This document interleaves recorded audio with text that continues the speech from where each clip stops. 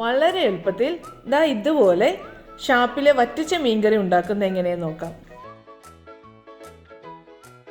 ഇതിനു വേണ്ടി 1/2 കിലോ ചൂരമീനാണ് ഞാൻ എടുത്തു വെച്ചിരിക്കുന്നത്. ആദ്യം തന്നെ ഒരു ചട്ടി വെച്ച് അത് ചൂടാകുമ്പോൾ അതിലേക്ക് 2-3 ടേബിൾ സ്പൂൺ വെളിച്ചെണ്ണ ഒഴിച്ചു കൊടുക്കാം. എണ്ണ ചൂടാകുമ്പോൾ 1 ടീസ്പൂൺ കടുകിടാം. കടുക് പൊട്ടിത്തുടങ്ങുമ്പോൾ ഒരു 1/2 ടീസ്പൂൺ ഉലുവയും കൂടി ഇട്ട് കൊടുക്കുക. ഇനി അതിലേക്ക് ഒരു കഷ്ണം ഇഞ്ചി ചതച്ചതും ഒരു 5-6 അല്ലി വെളുത്തുള്ളി ചതച്ചതും കൂടി ചേർക്കാം. എന്നിട്ട് നന്നായിട്ട് വഴറ്റാം.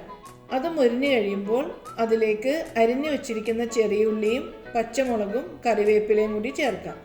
ഇത് മുരിയണ സമയത്ത് നമുക്ക് മസാലപ്പൊടി റെഡിയാക്കാം. ഇതിനു വേണ്ടി 1 ടീസ്പൂൺ മഞ്ഞൾപ്പൊടി, 1 ടേബിൾ സ്പൂൺ മല്ലിപ്പൊടി, 1.5 ടേബിൾ സ്പൂൺ മുളക് പൊടി, ഇതെല്ലാം കുറച്ച് വെള്ളം ഒഴിച്ച് നമുക്കൊന്ന് കുതിർത്തിയെടുക്കാം. ഉള്ളി മുരിഞ്ഞു കഴിയുമ്പോൾ കുതിർത്തി വെച്ച മസാല നമുക്കിതിലേക്ക് ചേർക്കാം. ഈ മസാലയൊക്കെ ഇതിൽ കാണുന്ന പോലെ നല്ല പാകത്തിന് മുരിഞ്ഞു കഴിയുമ്പോൾ അതിലേക്ക് കൊടംപുളി ഇട്ട് വെച്ച വെള്ളവും ആവശ്യത്തിന് ഉപ്പും ഇട്ട് തിളപ്പിക്കാം.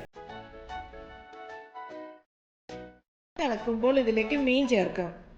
എന്നിട്ട് ഒരു 10 മിനിറ്റ് മൂടി വെച്ച് ലോ ഫ്ലെയിമിൽ വേവിക്കാം.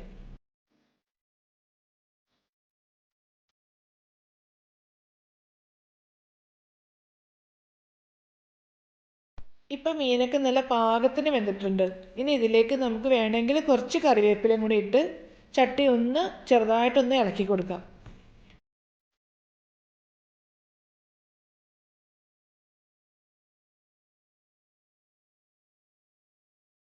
ഇതോടെ നമ്മുടെ ഷാപ്പിലെ വറ്റിച്ച മീൻകറി റെഡി.